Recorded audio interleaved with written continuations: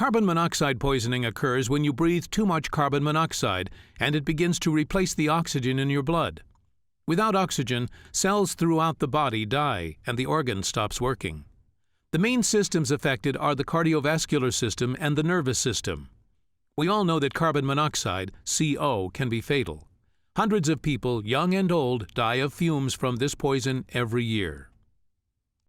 The question is how to guard against this so-called silent killer. Poisoning by carbon monoxide is difficult to diagnose.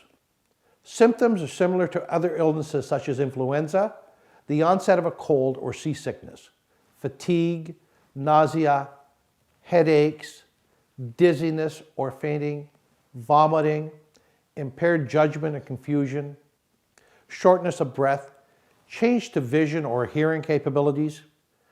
When you suspect carbon monoxide poisoning, immediately take the following steps.